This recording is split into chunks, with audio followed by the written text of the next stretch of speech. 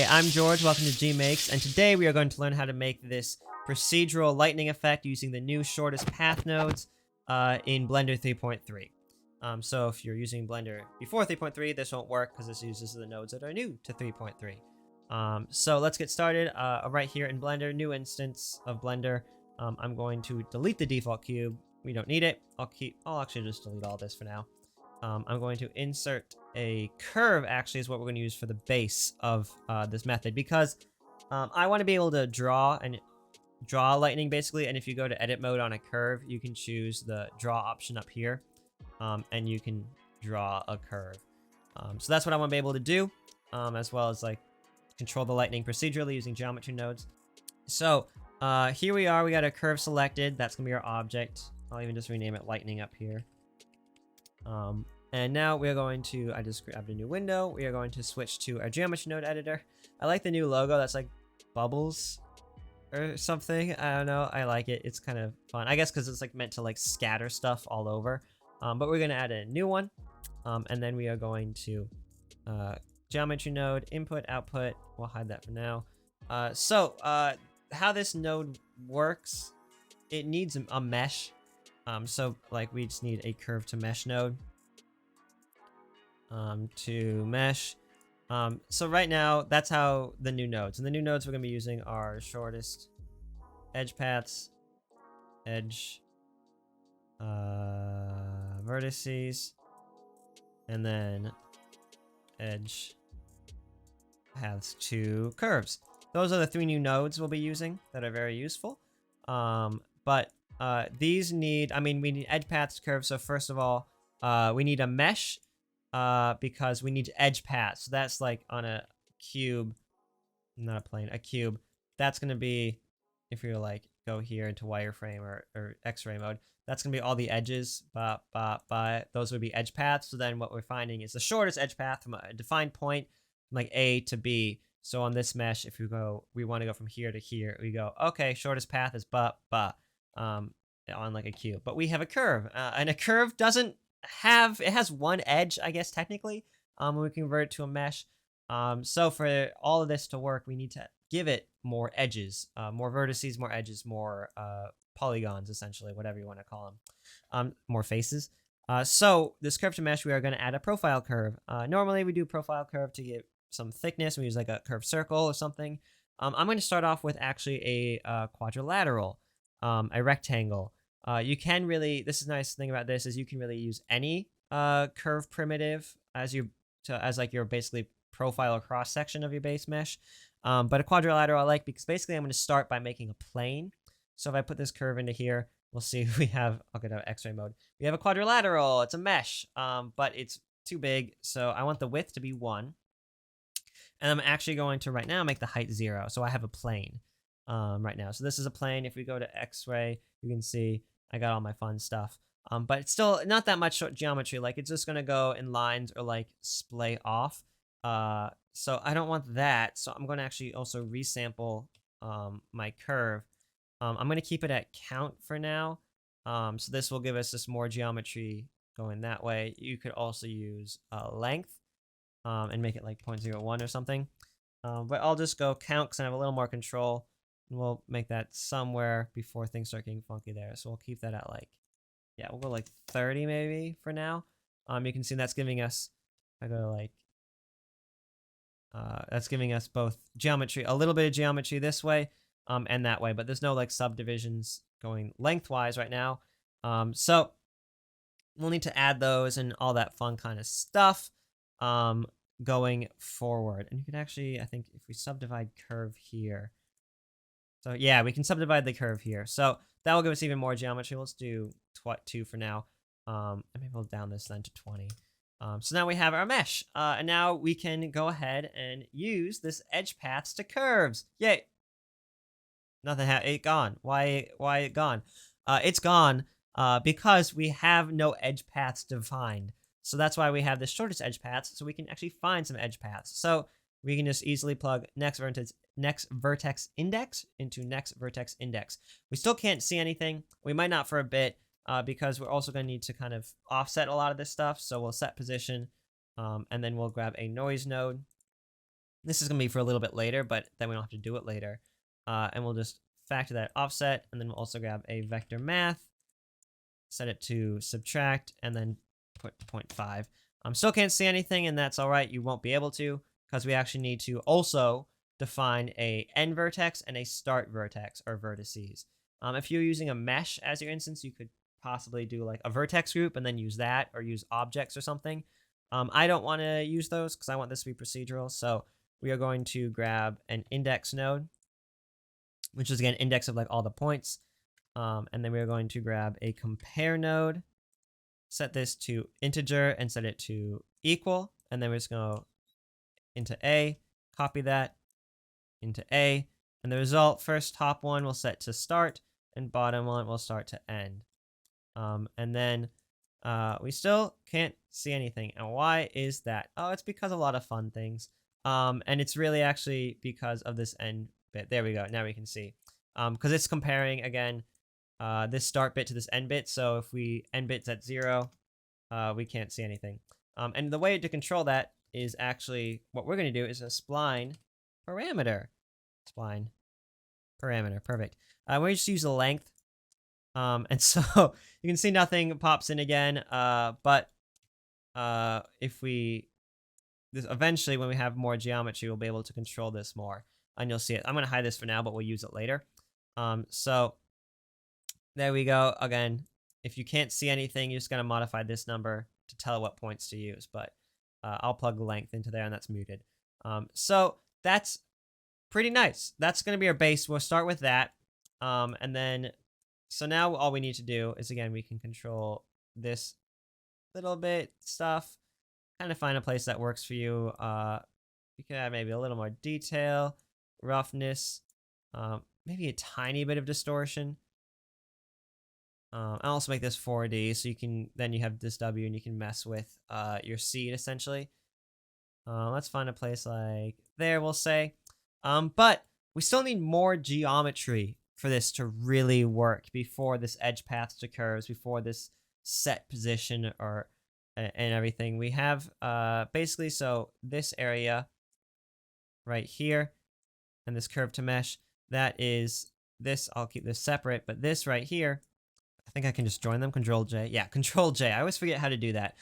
Control J will put a frame around your objects. So now this, and then we'll actually name this into the group or the node. We'll name this initial. That's how you spell initial mesh. So that's gonna be our initial mesh. So we use the curve, and then we create a mesh from it, and then we output. But now we have our mesh, and we want to. So we have the mesh again, and we want to add more stuff to modify, more paths to this. So easy way to do that is a subdivide mesh. And we just maybe go 2. There we go. That's a lot of noise. But it's all in it's all in quadrilaterals that are all pretty even still. So I want to add, I'll add a dual mesh. I'll actually do this twice. I'm going to actually do this before and after. But before that first one, I'm also going to grab a triangulate and actually add that afterwards. So now that's a very noisy mesh. But if we go back to edge patch the curves, we're going to have to add, I'll cut this. We're going to have to add more geometry. But yeah, so we can add more comparing, telling it to find it here. But yeah, that's lightning. We have lightning. Woo! But I'm still not. We have a solid thing. We want those little offshoots that are present in lightning. So I think this is when the length is actually going to start to work. We want this index, and we actually want this start value to be a little randomized. So we're actually going to grab a random value, and we're going to change it to Boolean and set this way far down, because this is going to say, this is going to choose things for us. So there we go. Now it's choosing start points. Maybe we'll make this way down, 0.02. But now we lost that kind of central path. And why is that? It's because we have to define this edge cost right here. So when does it start to fall off, essentially? And so we are actually going to use this edge vertices, and we're going to grab a vector math. I'm just going to change to distance. This is when this is all going to kind of start to click. Position 1, position 2. And so this is saying, like, from the position 1 on distance, position 2, we're going to take that distance value, and that is going to feed into our edge cost. And there we go. Now we're starting to look like, and I think now we can choose length. Yeah, there we go. So now if I go into edit mode and I move this, it's going to start to modify that procedurally. I don't have to change that number at all. So that's pretty darn sweet. And now, next thing, we are going to do thing we always do is we're going to turn this into a mesh now. We have our lightning, so let's modify it into a mesh. But first, we're going to clean up a little bit, keep those separate. We are going to grab all this dual mesh up to the set position and this edge vertices or edge paths to curves. Control J, just give that a frame, and we'll name that to. This is going to be lightning. I'll call this light. This is the main part of it. So this will be lightning, and then this random value, and this and all this jazz down here. We can get rid of that to make this a little cleaner. All of this is going to be called Control J. We'll rename this to shortest path. So this is everything that's controlling the actual like kind of function of these little structures here. And then this is what's giving us the mesh and everything to find those paths. And then we can even, if you want to keep putting boxes around things, we can name this as noise. And there we go. So now we're going to turn this into a mesh so that we'll get out of that mode. So we can actually start to see and make this into lightning. So first thing, easy, we're going to resample this curve actually again. And we're actually going to set this one now to length. And we want to set this pretty low, like 0.01. This is just going to give us a little more geometry as we go forward. Maybe 0.02 maybe. And some connections. This one's maybe not wholly necessary, but we're going to work with it. So I'll keep it up for now. Then we are going to add a set curve radius that we're going to use later. And then finally a curve to mesh. And now our profile curve, we are going to use a circle this time. So curve primitives, we are going to use a curve circle. Oop, I just switched that to that. Curve primitives, curve circle. But we don't need all this resolution. So if we plug this in, you're going to see we have lightning now, kind of. Maybe this noise is a little bit big. So I'm going to actually modify that down. Perfect. Let's say there. So, and let's cut this up a bit. Let's go to 50. There we go. That's our noise. But we don't need all this resolution, especially if you have bigger strings or you're trying to animate it. This is all going to be glowing, so you're not going to tell what this looks like. We're not going to shade smooth. That's going to be up and close. So actually going to change this all the way down to 4. Maybe even go 3. Maybe even 2. They won't let you go past 3. Okay, so we're going to 2. You can maybe also use a quadrilateral here, but I'm just going to keep it somewhat like a tube. So we're going to go curves, keep it that curved circle. And now we want it, though, to kind of taper out towards the end. So set curve radius, we're going to grab another spline parameter. And we're going to grab the length into that radius. This is going to make it look like nothing right now because we need a math node. And we don't want an add or a multiply. We actually want to divide because then this is a little easier to control. You can just put a real big number in the bottom and you can control how much that's dividing it by. I'm maybe going to want a little more roughness in this noise, a little more detail. Perfect. I think that is looking pretty good. And again, we can change this. We can see subdivide. Maybe we don't want those cuts in there, so that's going to be the edge. Maybe if we do 3, give it a middle one. 4. Let's get that rid of there for now. Maybe put the counts not that high. Let's do 80. Again, these are procedural, so you can mess with this a lot. Let's go back to 50. And then we can see the sample, resample. Like you get a little bit more kind of noise in these end lengths. 0.01. Let's see that. So up to you whether you want that. I want it on because these are actually kind of nice, this zigzag, but I want a little more beefiness in those corners. So there we go. We have lightning. Last thing to do is grab a set material node. Put that there. We'll just choose the default one. And then I'll hide that panel, hide this panel. we're going to go to our shader editor. We don't need a new texture because we have this default one. I'm going to go to look dev mode or material preview mode, whatever you want to call it. And we'll find our preview. And now we'll go to emission. Just an emission texture is what we'll use. Emission, we'll change it to something kind of bluish purpley maybe. That's kind of lightning. Bump that way up. And you're not going to see anything because we have to go to render settings and turn on bloom. There we go. Look at that. Maybe I'll do a slightly whiter with a little blue hint. You can also do yellow lightning maybe if you want. I like kind of the idea of like bluish purple. Yeah. And then you can mess with this value that you want. We'll put it at 50 for now. Real bright lightning. But there you go. That is procedural lightning. And this is really nice again because I can go to tab mode. I can then control this length. I can even select this all. I can delete it, vertices. I can grab the draw tool over here and I can draw a lightning.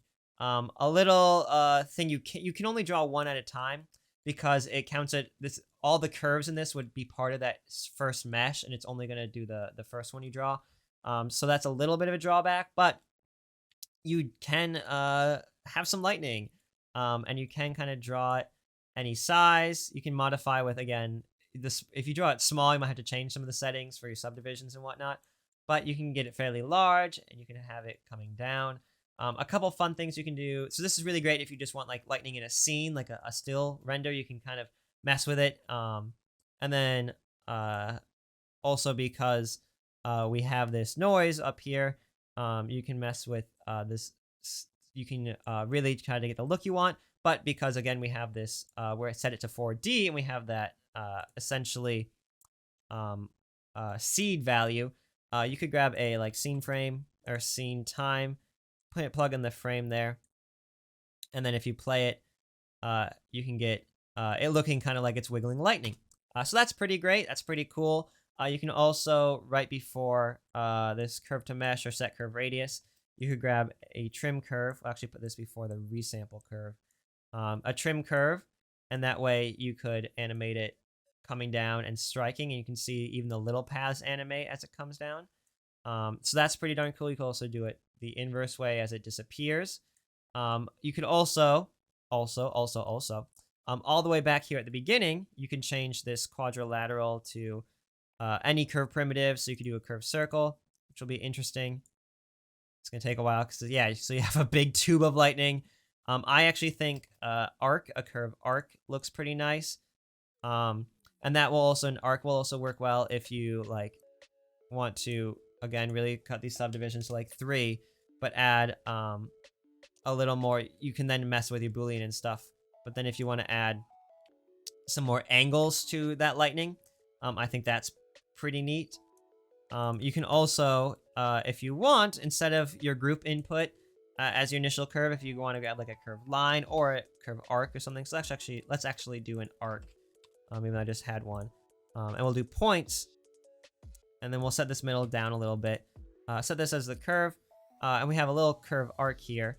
But then if we want to insert something like an empty, let's do plain axes. Let's move this sideways a bit. And then if we do an object info, location, we'll do this to the end. And then if we want to choose our empty, now when you can move this empty, you can animate this empty, and as it moves around, your lightning's going to modify. And so even if I like hit play down here, and then I move this, you can see it's like animating a whole bunch right there. So that's pretty sweet. And then of course you could also like have this empty and have a plane and like animate it snapping, or animate it like you can, if you don't want to do the trim curves, you could animate it this way as it coming down, anything like that. But that's the gist of it. That's adding lightning to your scene fully procedurally. And let's go into even our wonderful rendered view. I'm gonna add this, bump the strength up a little bit maybe. But yeah, so that's lightning. That is lightning. That's how to do lightning in Blender 3.3 with the shortest path nodes. Hopefully this is what you're looking for. Hopefully you learned something. Hopefully you can make some cool lightning effects now with this. Again, this is just nice because you can use the curve, but that starting mesh can be anything you want. It will just find the shortest paths from whatever you use. So yeah, I've been George. This has been G Makes. Hopefully you learned something. Hopefully you make something cool with this, and I'll catch you next time. Bye.